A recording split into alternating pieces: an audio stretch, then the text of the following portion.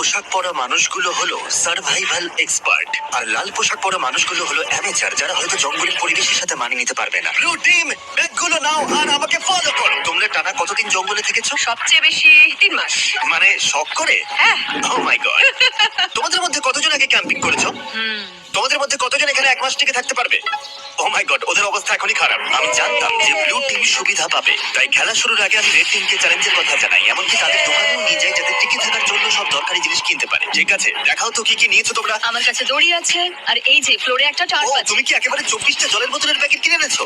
একদম ঠিক। আমি তো সোজাসুজি গিয়ে লাইটার নিয়ে নিয়েছি। স্মার্ট, ঠিক আছে। কিন্তু ব্লু টিমকে শুধু এটুকুই বলা হয়েছিল যে তারা মিস্টার বিস্টের একটা ভিডিওতে অংশ নিচ্ছে। আমি জানতাম না কি প্যাক করতে হবে, তাই যা পেরেছি প্যাক আমি করেছি। ভেবেছিলাম তোমরা আমাদের আলাস্কায় নিয়ে যাও। আশ্রয়ের জন্য আমরা জঞ্জাল দিয়ে সাধারণ ডেরা বানাবো। আমাদের শুধু ইনসিলিউশনের জন্য ভালো লেয়ার তৈরি করতে হবে। প্রায় 1 দশক ধরে আমি এসব শিখছি। তবে জিনিসপত্র জড়ো করার জন্য আমার 10 জন লোক লাগবে। তোমরা এটা বানাবে, এতে সবার মনোবল বাড়বে। আমার কথাটা বোঝা গেছে? শেষমেশ আমরা একটা বাচ্চাদের টেন্ট পেয়েছি। ভাগ্য ভালো, আমার উচ্চতা 5 ফুট 5। তোমাদের কাছে এত সুযোগ সুবিধা আছে, কি মনে হয় তোমরা ব্লু টিমকে হারাতে পারবে?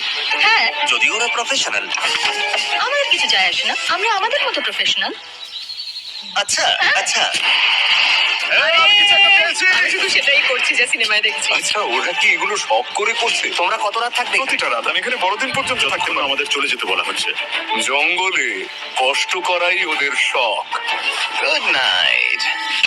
প্রথম রাতেই পরিষ্কার বোঝা গেল যে বাড়তি সুবিধার কারণে রেড টিমের কাজ অনেকটাই সহজ হয়ে গেছে, কিন্তু তাপমাত্রা হঠাৎ অনেকটাই কমে যাওয়ায় এক্সপার্টদের ঘুমানো দায় হয়ে পড়ল। আমি ভীষণ ক্লান্ত আর তৃষ্ণার্ত, ভাবছি এখানে কেন এলাম। আমি একটু ঘুমোতে পারিনি, মাটিটা খুব ঠান্ডা আর সবকিছু কেমন ভিজে ভিজে। আর এই চ্যালেঞ্জ থেকে বের হওয়ার একমাত্র উপায় হলো ফ্লেয়ার জ্বালানো আর উদ্ধারের জন্য অপেক্ষা করা। আমাদের প্রথম একজন এইভাবে হাল ছেড়ে দিল। একজন গেল, আরো 49 জন বাকি। তবে শুধুমাত্র একজনই নয়, সরি বন্ধুরা, আমার 66 বছর বয়স, দুটো হাঁটুই রিপ্লেসমেন্ট হয়েছে। আমি সত্যিই দুঃখিত। আশ্চর্যের বিষয় হলো প্রথম যে 2 জন বাদ পড়লো তারা ব্লু টিমের এক্সপার্ট। অন্যদিকে রেড টিম তাদের সব রিসোর্স ব্যবহার করে বেশ আয়েসেই বাইরে রাত কাটিয়েছে। সুন্দর একটা সকাল, রোদ উঠেছে। এখানে আসতে পেরে নিজেকে ভাগ্যবান মনে হচ্ছে। দুনিয়ার সব ব্যস্ততা থেকে মাঝে মাঝে এমন বিরতি নেওয়া ভালো।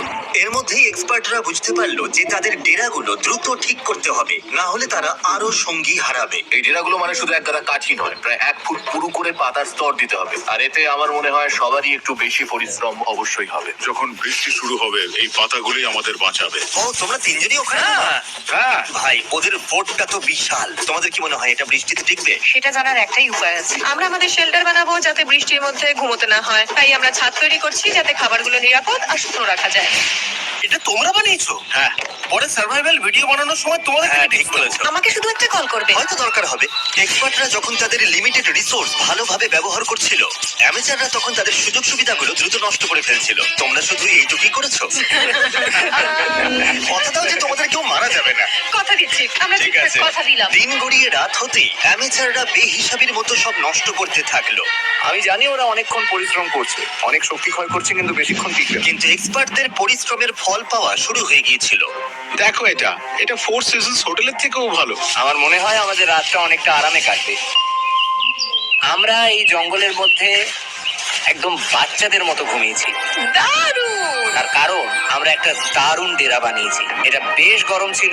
রেড টিমের কাছে হয়তো টেন্ট, স্লিপিং ব্যাগ সব আছে, কিন্তু আমাদের এটা আছে। জানো তো, আমরা এখানে না খেয়ে রয়েছি, কিন্তু খুব মজা করছি। ব্যাকফ্লিপ ভাই। এক্সপার্টরা যখন পর্যাপ্ত বিশ্রাম নিয়ে ফুরফুরে মেজাজে দিন শুরু করলো, আরে এটাই তো আমি বলছিলাম। অ্যামেচাররা তখন দিন শুরু করলো টিকে থাকার সবচেয়ে কঠিন যুদ্ধের মুখোমুখি হয়ে, একদম খালি পেটে। তোমার কাছে কোনো খাবার আছে? যদি থাকতো খুব ভালো হতো। রেড টিম তাদের প্রথম 2 দিনেই সমস্ত খাবার শেষ করে ফেলেছে, আর এখন আমাদের সবার খুব খিদে পেয়েছে। আজ খিদেটা বেশ ভালোই টের পাওয়া যাচ্ছে, তাই আমরা খাবার আর জলের সন্ধানে বের হচ্ছি।